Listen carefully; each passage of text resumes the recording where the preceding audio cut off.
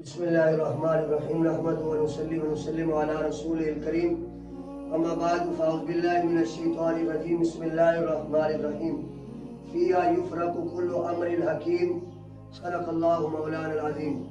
سامعین و حاضرین السلام علیکم ورحمۃ اللہ وبرکاتہ۔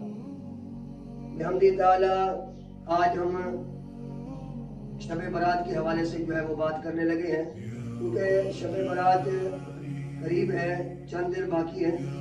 اس کے حوالے سے، اس کی فضیلت کے حوالے سے چند حدیثیں وہ بیان کرنی ہے۔ اللہ رب العالمین ہم سب کو یہ عظمت اور شان والی رات اللہ تعالی ہمیں نصیب فرمائے۔ پھر بھائی دوستو، شب برات یہ بڑی عظیم رات ہے، جس کے بارے میں رسول اللہ صلی اللہ علیہ وسلم نے بڑی شان کے بارے میں اور بڑی فضیلت کے بارے میں رسول اللہ صلی اللہ علیہ وسلم نے بیان فرمایا۔ دیکھا گیا ہے کہ کچھ لوگ اس کا انکار کرتے ہیں، کہتے ہیں کہ اس کا کوئی وجود نہیں ہے اور شب برات کوئی اس کا ثبوت نہیں ہے۔ وہ آدمی بالکل جاہلانہ بات کرتے ہیں، اور یہ بات یاد رکھیں، یہ جو باتیں ہوتی ہیں یہ چھوٹے چھوٹے اختلاف بڑے اختلاف کی طرف لے جاتے ہیں۔ یہ شب برات کا اختلاف، پھر اولیاء اللہ کا اختلاف، پھر قرآن میں اختلاف، پھر صحابہ میں، پھر رسول اللہ صلی اللہ علیہ وسلم کے علم میں اختلاف آ گیا، حتیٰ کہ چلتے چلتے اب تو لوگ اللہ کی ذات پر بھی اختلاف کرنے لگے۔ یہ بات یاد رکھو، جو رسول اللہ صلی اللہ علیہ وسلم نے فرما دیا وہی ہمارے لیے دین ہے۔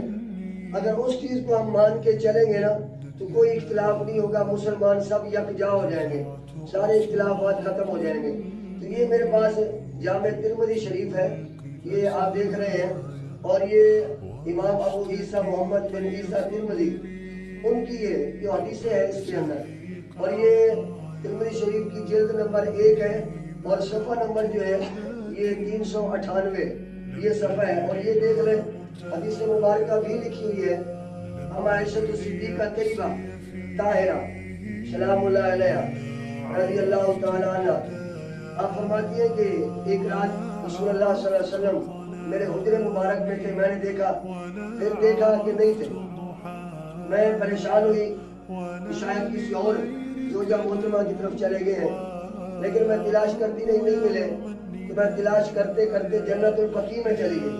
تو جا کے دیکھا کہ جنت البقیع میں رسول اللہ صلی اللہ علیہ وسلم نے اپنا سر انور سجدے میں رکھا ہوا ہے، اور سجدے میں رکھ کر اللہ کی تسبیح بیان کر رہے ہیں اور اپنی امت کے لیے بخشش کی دعا کر رہے ہیں۔ میں نے عرض کیا رسول اللہ صلی اللہ علیہ وسلم یہ کیا معاملہ ہے؟ آپ صلی اللہ علیہ وسلم نے فرمایا یہ رات ہے نا لیلۃ النصف من شعبان،